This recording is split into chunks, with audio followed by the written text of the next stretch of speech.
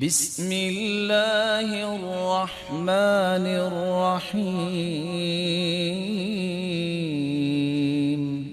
اللہ رب العزت سے حیا کرنے کا معنی کیا ہے؟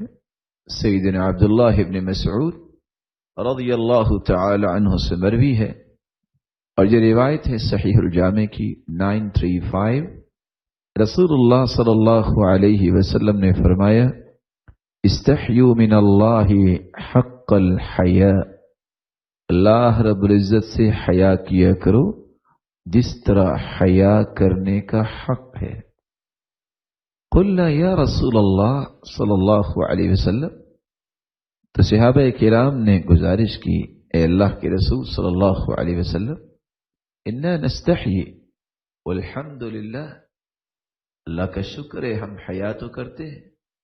قال لیس ذاک، آپ بلا شبہ حیا کرتے ہیں لیکن میرا یہ مقصود نہیں، ولکن الاستحیاء من اللہ حق الحیاء، اللہ رب العزت سے حیا کرنے کا حق یہ ہے، ان تحفظ الرأس وما وعى، آپ کو اللہ نے جو دماغ دیا ہے، جو سر دیا ہے، اور سر کے اندر جو کچھ ہے اس میں اللہ کے سوا کسی اور کی سوچ نہ ہو۔